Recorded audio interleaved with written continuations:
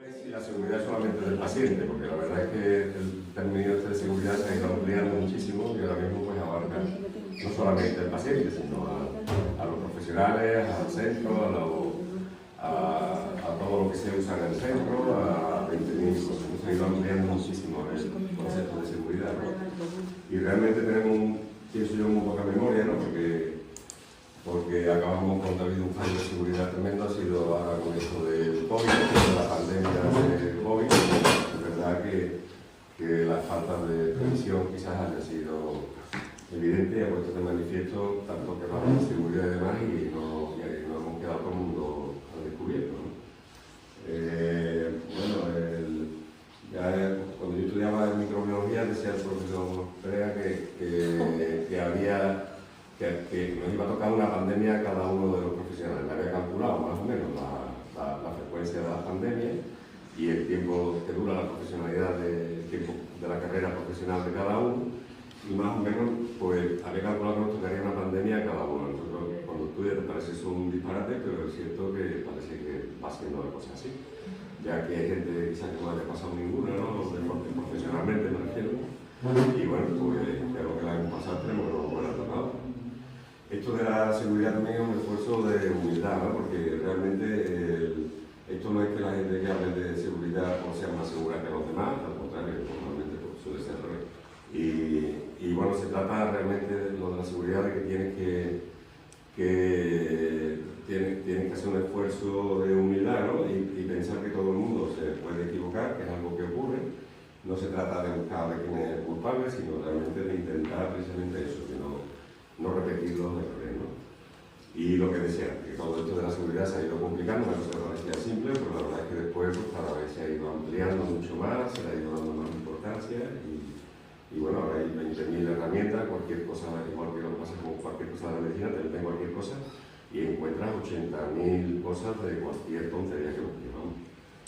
Pues, bueno, ahora viene un vídeo que me imagino que a la gente que le suena. Viajando en la carretera de vampiros, esta seguridad que se trata de ti y intenta seguirme de manos de ser, pues que pero ya se le puede comer. Corre camino, parte los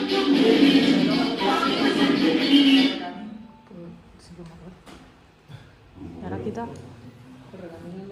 A todo el mundo le suena, ¿no? Si queréis bajar el volumen detrás. El volumen detrás.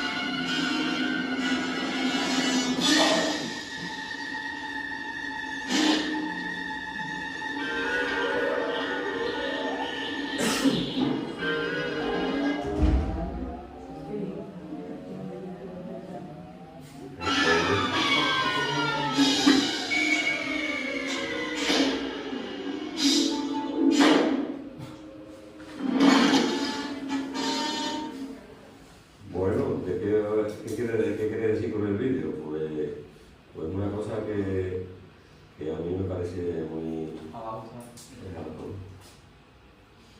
No. Porque está Una bien. cosa que es muy... no está bien todo. No, ese es el mío. Corto. Ese es el de... Pues es un gráfico que se usa mucho en seguridad. Y es este de aquí, ¿no? Y bueno, lo que significa es eso, ¿no? Que si el coyote no hubiera tenido la mala suerte de que se ha disparado la catapulta del tiempo y no hubiera dado con la roca y no hubiera caído los alambres y no hubiera rebotado para atrás, pues nada de esto le hubiera ocurrido. Normalmente la mayoría de los incidentes pues ocurren precisamente lo que representa este gráfico, ¿no? El incidente de seguridad sería la flecha roja, que ha ido buscando los agujeros en todas las barreras que le hemos puesto para que no ocurra, y al final pues ocurre el incidente de seguridad, ¿no? Cuando no es que haya un fallo realmente de seguridad, sino más bien es que pues ocurren, normalmente no solo un solo fallo, sino que hay varios y todo desencadena en que al final. Y esto aquí simplemente es la prevalencia de estos efectos adversos del incidente, que se calcula un 3 o un 16, en Estados Unidos 93.000 muertes anuales se calculan, y bueno, en España hay un estudio también del año 2005 de un 8,4 de prevalencia, y el coste sería de unos 160 millones de euros, ¿no? Es lo que calcularon que podría costar todo esto. Este es un resumen de los estudios que hay hechos más relevantes, y ahí donde pone tanto por ciento sería la incidencia de... Hay un poquito de variación, ¿no? Hay quien pone más, quien pone menos, y bueno, me imagino que la media estará justo en la media de los valores que aparecen. Y bueno, pues te toca el siguiente, ¿no? Bueno, pues yo os voy a hablar de cómo notificar un incidente de seguridad. Vale, pues lo primero que tenemos que hacer es definir qué es un incidente de seguridad. Y es cualquier evento o circunstancia que podría o ha ocasionado un daño innecesario e involuntario a un paciente a consecuencia de la asistencia sanitaria. También ya el evento adverso ya es aquel incidente que ya hace o produce daño al paciente y no tiene relación con la complicación de su enfermedad. También, bueno, destacar que de todos los eventos adversos que se producen, solo el 5% de ellos se notifican. Y un evento centinela es un incidente ya que provoca una muerte o un daño muy grave físico o psíquico al paciente. Bueno, ¿cuáles son los objetivos fundamentales de notificar un incidente? Pues la notificación del incidente sirve solamente para mejorar, para aprender. Con ellos podemos hacer actuaciones concretas o cambios para minimizar su impacto o disminuir su ocurrencia.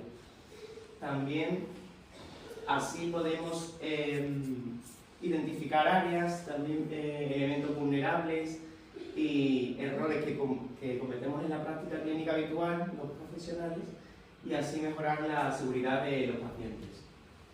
Bueno, es un proceso súper sencillo que tarda unos 5 o 10 minutos en notificar un incidente y tiene 4 características principales. Una que nos da mucho miedo es que no punibilidad significa que no hay sanción, ¿vale? También es totalmente anónimo, voluntario, y todos los datos registrados son confidenciales. ¿Dónde podemos registrar un incidente? Pues nos tenemos que meter, bueno, he dejado el link y también un QR para que cuando pasamos la presentación sea mucho más fácil acceder. Y nos tenemos que meter en Notifica SP. Una vez introducimos eso en internet, que se puede hacer hasta por el móvil, una tablet o el ordenador mismo, nos sale esta página donde incluso los profesionales pueden notificar, pero también la ciudadanía lo puede hacer. Una vez le damos a notificación para profesionales, nos aparece esta página donde tenemos que seleccionar las categorías, hasta 3, que veamos que se relacionen con el incidente. Y el tipo de incidente que puede ser que le haya causado un daño al paciente, por ejemplo, una radiografía en otro paciente, nos hayamos equivocado de paciente, o una medicación se la hayamos puesto a otro paciente.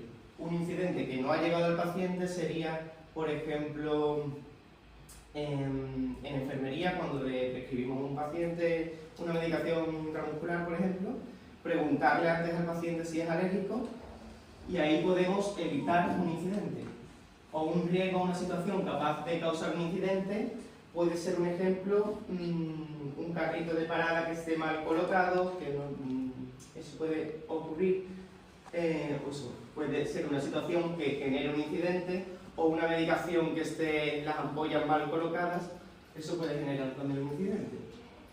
Aquí vemos todas las categorías que hay para poner, pueden ser hasta caídas, accidentes, la dieta, alimentación, incluso en el proceso administrativo como las citas, las listas de espera, en medicación, en infraestructuras, instalaciones, en la identificación del paciente, en el mismo proceso asistencial, en documentación. Hay multitud de categorías donde podemos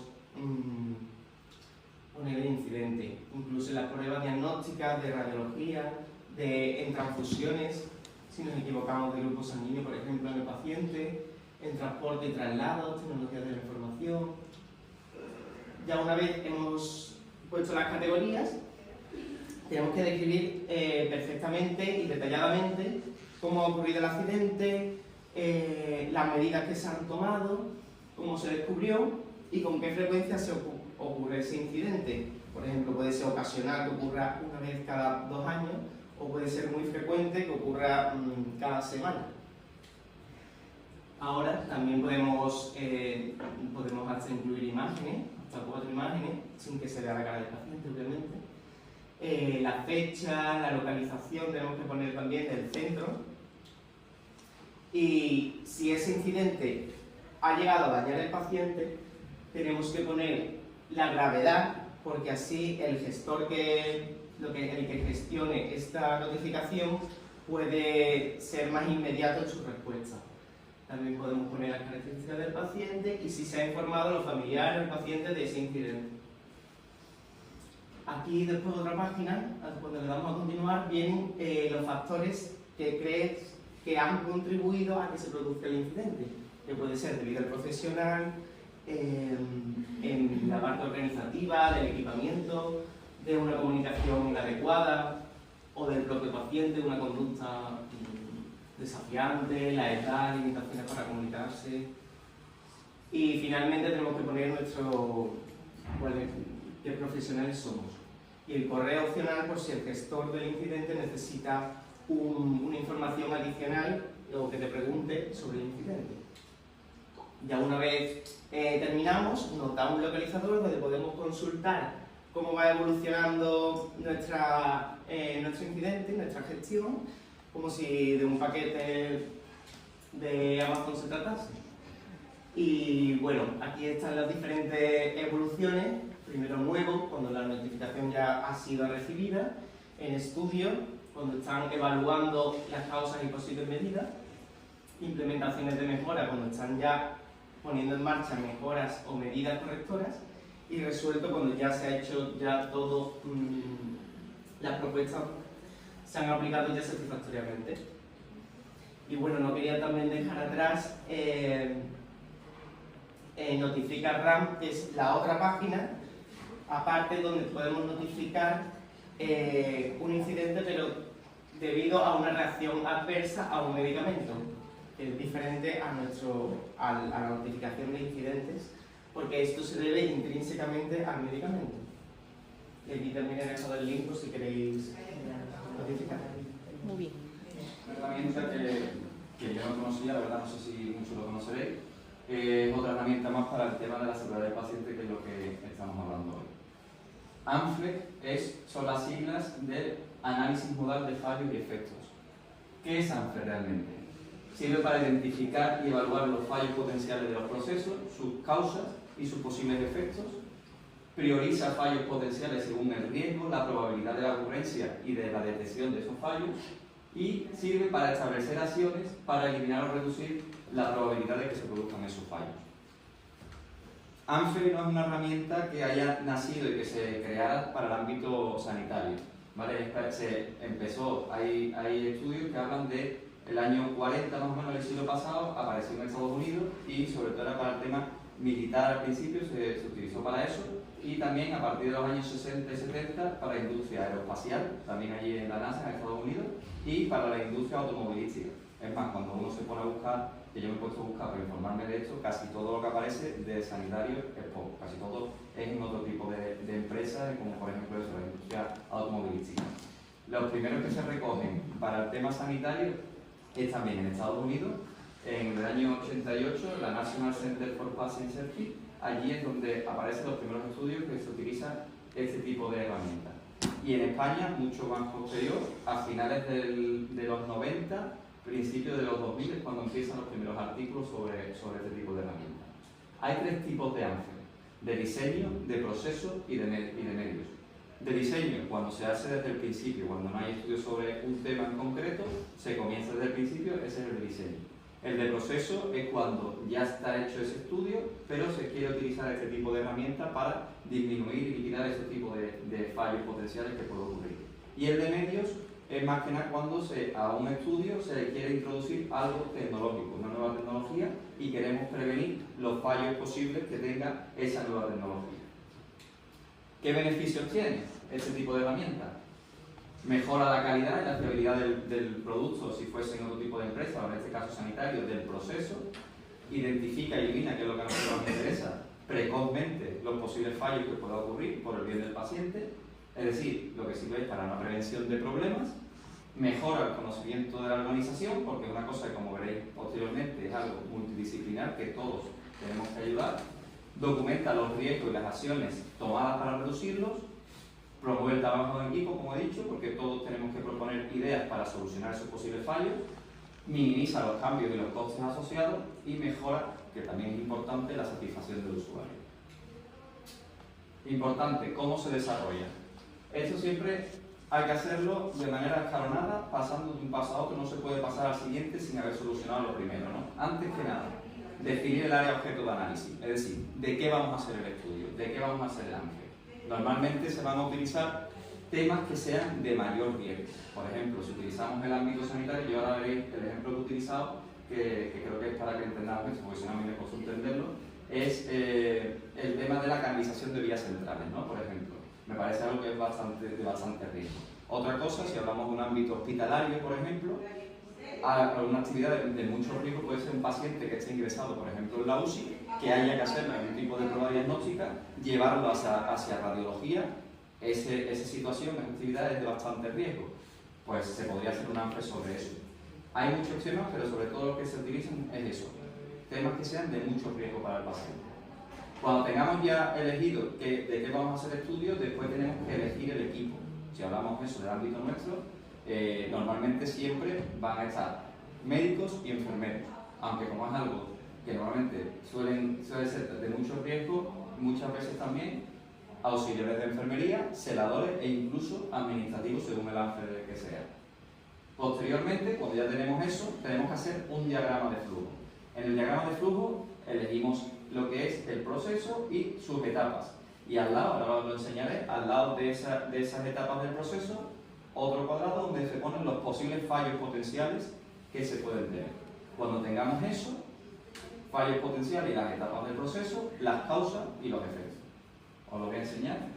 Esto es un diagrama de flujo, ¿vale? Como he dicho, he utilizado el tema de la caracterización de vía venosa central. Ese sería el proceso. Estas son sus etapas: la colocación de la vía, la comprobación de la adecuación, el uso y mantenimiento de la vía y la retirada. Y como veis, a la izquierda y a la derecha, los cuadros azules son los posibles fallos potenciales que tiene cada etapa del proceso. Por ejemplo, si hay indicación o no, pues ¿qué fallos potenciales puede haber? Que sea una indicación inadecuada, que sea una vía inadecuada o un calibre inadecuado. La colocación de la vía, ¿qué puede tener fallos potenciales? Que sea una técnica inadecuada, que el material sea inadecuado o insuficiente, o que el material no esté preparado. En la comprobación, pues que no haya solicitud de esa prueba, que no haya verificación y que la verificación sea errónea o que no se haya realizado esa comprobación.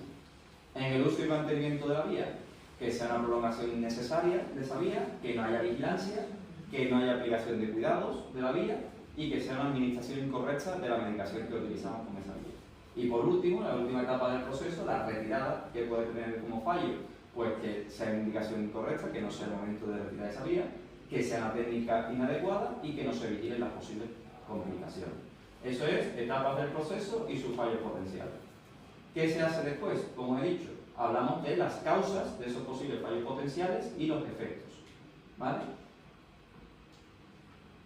Como vamos a utilizar solamente el ejemplo de una técnica inadecuada como posible fallo. ¿Vale? Posibles causas: que el personal sea inexperto, que haya ocurrido una urgencia, que haya una sobrecarga asistencial en ese momento de esos profesionales, o la propia anatomía del paciente tenga el problema de que haya una técnica inadecuada, ¿no? Y los posibles efectos que trae eso, esas causas: provoca una parada cardiorrespiratoria, que provoca lesiones en órganos vitales y hematomas o infecciones, ¿vale? Entonces, cuando ya tenemos eso, ¿vale? Lo siguiente que es realizar el análisis. ¿Qué es lo que necesitamos saber? La priorización del riesgo. ¿Por qué? Porque queremos saber qué es lo primero que tenemos que ponerle medidas para solucionarlo, qué es lo que está siendo más importante, es decir, más malo para el paciente. Entonces, ¿qué queremos conseguir? El NPR. El NPR es el número de priorización del riesgo. ¿Y cómo conseguimos ese número? Pues a través de la gravedad, la probabilidad probabilidad de ocurrencia o frecuencia y las posibilidades de detección. ¿A través de qué? De las causas de esos fallos potenciales. Cuando tenemos esos tres números, que son números del 1 al 10, según gravedad, probabilidad y detección, la multiplicación de esos tres números nos da el NPR. Os lo enseño que si no es más complicado. Estos son los criterios de puntuación, ¿vale? Como he dicho, gravedad, frecuencia y detectabilidad del 1 al 10, siendo, por ejemplo, de la gravedad siendo algo catastrófico 9-10, catastrófico que puede ser la muerte del paciente, un suicidio, una gran lesión en el paciente, y siendo el 1 al 2, por ejemplo, gravedad de nada, en que el paciente no sufre ningún tipo de lesión, y la estancia ha sido muy corta, si están hablando de ácido hospitalario. Frecuencia: cuanto más frecuente, puntuación más alta; cuanto menos, número más bajo. Y detectabilidad, ¿qué es? ¿Cómo detectable ese fallo? Si es algo que es muy detectable, pues entonces eso no es importante, porque el mismo profesional se va a dar cuenta sobre la marcha. Entonces, cuando es muy detectable, puntuación baja, y cuando es muy poco detectable, pues puntuación alta. Como os he dicho, de 1 al 10 cada cosa, la multiplicación como máximo del NPR podría llegar a 1000, ¿vale? Entonces, ya sabiendo este tipo de puntuaciones, volvemos a lo que es el ANFE grande, y ahora sabéis por qué estos números. Por ejemplo, siguiendo con el ejemplo, una técnica inadecuada. Posible causa. Vamos a hablar del personal inexperto. El personal inexperto ya provoca, por ejemplo, una parada cardiorrespiratoria, o una lesión en el órgano vital, o un hematoma o una infección. Que el personal sea inexperto, como frecuencia alta, como gravedad mediana alta, y como detectable, muy poco detectable. Esto tiene un número de priorización del riesgo de 405. Como veréis, no están ordenados. En ese caso, este sería el más importante, el que hemos hablado, porque es el que mayor NPR tiene. Sobre ese tendríamos que actuar lo más rápido posible. Cuando tenemos ya todo realizado, ¿qué tenemos que hacer? Pues llevar a cabo acciones y mediciones de los resultados. Es decir, vamos a proponer ideas. Para eso, como he dicho, es algo multidisciplinar. ¿Qué podríamos hacer por seguir con el mismo ejemplo? Si vemos que son, que por lo que sea, es que la técnica es inadecuada o el personal es inexperto, pues podemos proponer cursos para que esos profesionales se reciclen y cojan mayor experiencia, o, por ejemplo, también podríamos hacer que solamente, si no pudiéramos hacer eso, que solamente se llevaran a cabo ese tipo de técnicas con tantos riesgos, solamente profesionales que estuviesen muy experimentados. Como eso, habría muchísimas ideas. Entonces, para ya no aburrirlo mucho más, las ideas clave que quiero que nos llevemos para casa: ANFE es una herramienta para la prevención de los fallos potenciales, que es muy importante para la salud del paciente, que sin trabajo en equipo no se podría realizar, que sirve para la implantación de nuevos procesos y utilizar mejoras en aquellos que ya estén realizados, y sobre todo es muy importante para procesos de mayor riesgo.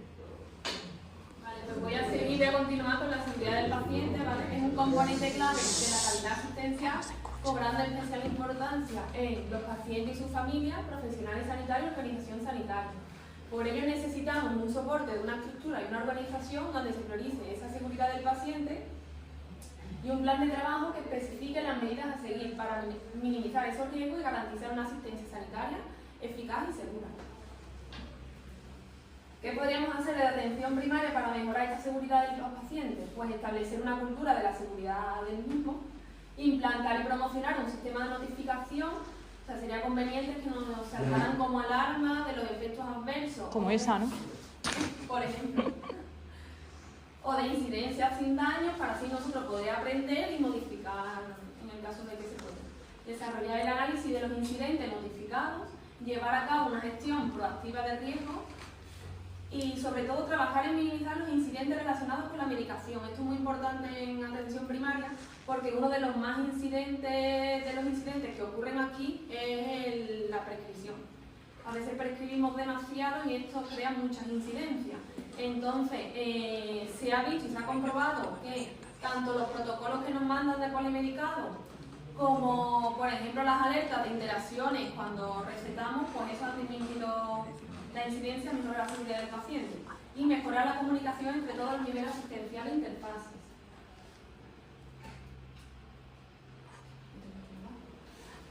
Para abajo. Para abajo, para abajo. Si es un PDF, para abajo. Uy, uy. Corten, ¿no? ¿Sabes que antes iba ya? Es casi. Ahora. Mejorar la seguridad en los procedimientos de cuidado, difundir e implantar buenas prácticas, evitar el retraso y el error diagnóstico, promocionar la higiene de manos, desarrollar programas de formación de la seguridad del paciente, atender a la segunda víctima, en este caso somos nosotros, nos consideran víctimas o somos víctimas porque nosotros no queremos hacer ese incidente, evidentemente, entonces pues nos perjudica tanto psicológicamente como profesional. Incluso hay de bajas laborales y dejan el trabajo por los incidentes. Y fomentar la participación del paciente, como gestionando su propia seguridad, identificando y analizando los problemas del mismo. El consentimiento informado, pues es una cosa que sabemos todos, es un proceso verbal o escrito de información donde el paciente es consciente y decide libremente sobre los aspectos de su salud y su vida, participando en las decisiones sanitarias a tomar, ya sea pruebas complementarias, intervenciones o tratamientos. El consentimiento informado es un derecho del paciente y siempre ha de estar reflejado en la historia clínica y es una información veraz, comprensible y completa. Tenemos dos principios básicos, que es el principio de la autonomía del paciente y el de la beneficencia.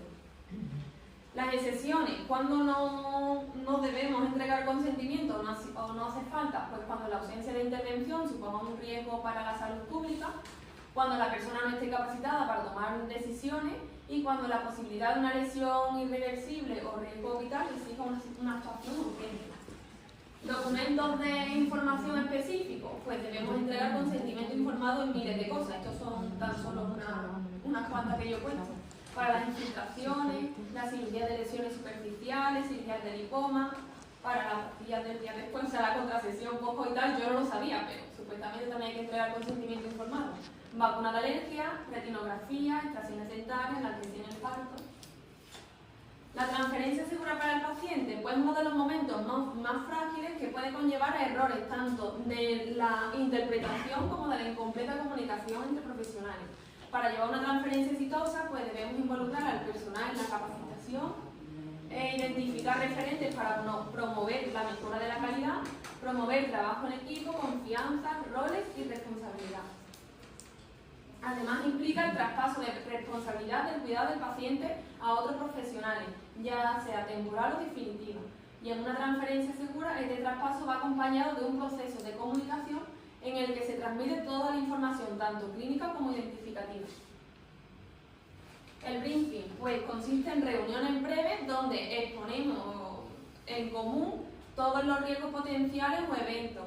Se pueden aplicar a todos los tipos de áreas. Con esta herramienta, ¿qué queremos conseguir? Pues que el equipo de trabajo comparta un modelo mental durante la jornada de trabajo, identificar los puntos de riesgo y plan de contingencia, reducir interrupciones o retrasos, ayudar a fomentar una cultura de seguridad entre profesionales y favorece la notificación de incidentes y eventos adversos.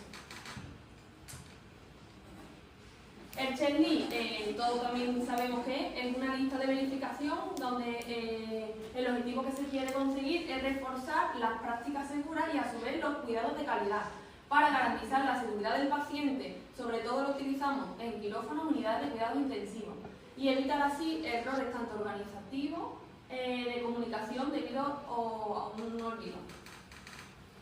Esto es un ejemplo de checklist donde queda reflejado todo lo que hacemos con el paciente. Yo sobre todo esto lo he visto pues, en quirófano, que se apunta absolutamente todo lo que se hace para que no haya ningún olvido y quede todo reflejado. Bueno, y el copia y pega que hacemos todos también, el control C y control V, tiene ventajas pero mucho más inconvenientes. Pues las ventajas de esto, el ahorro de tiempo, permite capturar de manera eficiente la información, sobre todo compleja, en pacientes polimedicados y que tienen miles de enfermedades, pues el copy y pega nos viene bien porque nos ahorra tiempo, sobre todo, mejora el rastro de los distintos problemas que pueden tener los pacientes complejos, como ya he dicho, reduce los errores de transmisión y disminuye el riesgo de desatender comunicaciones o de abordar temas importantes. Inconvenientes, pues estos sí que son más importantes. Un exceso de información puede dificultar su interpretación precisa y oportuna.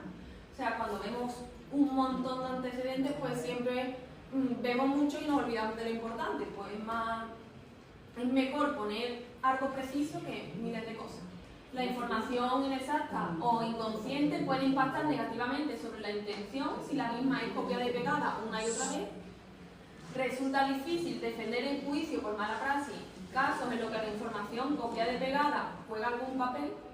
Si el material que se copió y pegó no se hace visible, se generan dudas para su validación y puede tomarse decisiones en base a información desactualizada o de otro paciente que fue copiado y pegado. Y a los que quedan presentes. Bueno, voy a hablar del uso seguro del fármaco, que como el resto de compañeros han dicho en algún momento, incluso Juan o Lorena ha hablado del uso seguro del medicamento, no es más que principal del uso del fármaco es la polimedicación, ¿vale? El uso de muchos fármacos en los pacientes, ¿vale? Y como ha hablado también Juan, aparte de notificar, bueno, en la página web de seguridad del paciente nos hablan de la notificación de efectos adversos de la medicación y todos los procesos asistenciales que acompañan al paciente. Y hablan exclusivamente la parte hospitalaria, ¿vale? Entonces, realmente no creo que no necesitamos esta información para atención primaria, así que lo que he puesto son los enlaces para, pues, si queréis en algún momento pinchar y ver de qué va cada uno. Y todo eso es un cuestionario autorrellenable de una serie de puntos específicos de cada uno de estos documentos, ¿vale? Realmente no nos interesa mucho, ya lo digo porque todo es, a lo mejor, yo qué sé, un fármaco de muy alto riesgo porque tenga la etiqueta adecuada, con el nombre adecuado, con el símbolo adecuado. Y eso vale no sé cuántos puntos en el cuestionario, ¿vale? Pero es que ya os digo que nuestra parte no nos interesa. Hay 7 puntos, en tanto recogido aquí. Bueno, vamos a hablar de lo que realmente nos interesa a nosotros. Circuito asistencial para revisión de la medicación de pacientes polimedicados. A ver, no es más de lo que ya he hablado 300 veces aquí en el centro de salud, de lo que fue mi TCR y de todo. Pues la revisión del paciente polimedicado en esta página web nos dice un circuito asistencial que deberíamos hacer a la hora de revisar el paciente polimedicado. Y nos indican que deberíamos hacer una consulta cero en el que tendríamos que ver el listado de pacientes polimedicados que nos da farmacia, que revisar la lista de problemas activos de salud que tiene ese paciente, los informes de alta, la consulta externa y obviamente pues, los fármacos que tiene ahora mismo activos la tarjeta sanitaria. Duración, aproximadamente 20 minutos. Depende del paciente, depende de la complejidad, sabemos que eso es un poco irreal, pero bueno. ¿Y qué herramientas nos propone esta página web? Pues algoritmo de la revisión de la medicación. Pues básicamente seguir los pasos de manera estructurada para no tener ningún tipo de error. ¿Vale? Por ejemplo, la necesidad, medicamento prescrito o no prescrito. Si está prescrito, ver si la indicación que originó la prescripción originariamente sigue presente. Que no, lo quitamos, ¿vale? Que sí, pues seguimos al siguiente paso. ¿Está indicado según la evidencia en la guía de la práctica clínica? No, pues lo sustituimos, lo suspendemos. Que sí, pues seguimos. Y así con cada uno de los puntos, ¿vale? Acaba aquí, ¿vale? Lo más importante que me interesa ahora por el tema de la seguridad, obviamente, ¿no? Pues, lo principal, si hay duplicidad o contraindicación, obviamente si hay duplicidad, suspender uno de ellos, si hay contraindicación, sustituir por uno de ellos, que no, pues seguimos al siguiente paso, la interacción, ¿vale? Evitar la asociación o sustituir o suspender, y si hay alguna interacción, monitorizar. Muy importante, monitorizar la interacción. ¿Y se ha producido algún riesgo de relación adversa que debe controlarse o prevenirse? Pues lo mismo, monitorizar o suspender o sustituir por otra alternativa. ¿Y hay indicios claros de cascada farmacológica? Pues sí, lo mismo, sustituir o monitorizar o retirar. Que no, pues se mantiene el mismo tratamiento. ¿Qué otra herramienta? Pues el tríptico, el más famoso tríptico de Cadime, que ya he hablado otras veces de él también. Lo conocéis, yo lo he puesto unas cuantas de veces. Y pues básicamente son los principales fármacos que tienen interacciones, que tienen problemas en la hora de los pacientes polimedicados. Los IVP, los antidiabéticos, los antidiabéticos, etc. Y lo que hay que tener en cuenta cada uno de ellos. Más. Y bueno, y todo esto farmacia nos dice que lo rellenemos, obviamente, el resultado de revisión polimedicado, que sabéis, supongo que donde está todo, que está arriba, en la pestaña de arriba de la receta 21, ¿vale? Tenéis que hacer un tic en lo que habéis hecho del resultado y opcionalmente escribir el porqué, cómo lo hemos hecho, y además farmacia proponen que hagamos un informe de revisión de pacientes polimedicados, si es muy complejo ese paciente, que se lo enviemos para que ellos nos ayuden en algún problema que tengamos concreto de ese paciente. Sí, lo sé. ¿Vale? Incluso también dicen que el enfermero o el médico o otro médico compañero nos puede ayudar en este proceso. La siguiente cosa que nos propone, la siguiente consulta, la consulta 1, es que citemos al paciente, ¿vale? Es decir, al paciente, al cuidador, a ambos, que sea presencial o en domicilio si un paciente encamado, y telefónicamente en casos excepcionales. Que todo esto dure aproximadamente 30 minutos, que no tenemos, el tiempo que no tenemos, pero que le hagamos una hojita de la revisión que hemos hecho con cada uno de la revisión que hemos hecho con sus fármacos, los cambios que hemos hecho, se lo indiquemos de manera correcta en la hojita de tratamiento, se lo expliquemos muy bien y, por último, lo citemos en la siguiente consulta de revisión para ver cómo va con los cambios, etc. Y esta consulta debe ser más cortita, unos 15 minutos aproximadamente, y que pueda hacer un enfermero, que no tenemos que ser nosotros, ¿vale? Y bueno, eso sería, pues, en general, el circuito asistencial de revisión de la polimedicación y lo que nosotros como médicos de atención primaria tenemos que tener en cuenta. Y ahora mi parte personal, mi opinión personal con todo esto de farmacia, que sé que he hablado mucho de ello porque es algo que realmente me preocupa como médico de atención primaria. ¿Por qué? Porque yo creo que el principal damnificado de todo esto es el paciente, ¿vale? Que es verdad que la farmacéutica nos dice, no, este es el mejor fármaco porque ayuda a prevención del renal, de no sé qué, no sé cuánto, pero no tenemos en cuenta que por encima del representante farmacéutico hay una farmacéutica que se vuelve millonaria, ¿vale? No todos los síntomas necesitan un fármaco, no todo es síntoma fármaco, hay ejercicio, hay dieta que podemos prescribir, ¿vale? Y con respecto a esto, pues hace muy poquito vi la serie Toxic, que está en Disney Plus, para que lo quiera ver. Yo la vi por ella. Ay, sí, la vi. Sí. Bueno, habla sobre el origen del Oxycontin, o la oxicodona en Estados Unidos, y como una farmacéutica lo lanzó como si eso no enganchara, ¿vale? Entonces, pues obviamente hubo una epidemia de drogadicción para la oxicodona en Estados Unidos, y todo esto se denuncia, es súper chula la serie. Y ya por último quiero poner un vídeo sobre otra serie que se llama La caída de la casa Ashe, que habla también sobre esto, pero también un poco de terror. Y es que me gustó mucho esta parte y creo que es muy chula. Así que no tiene luego nada que ver con la presentación y tal, pero creo que No, déjalo, porque si no. Bueno, espérate a ver si se...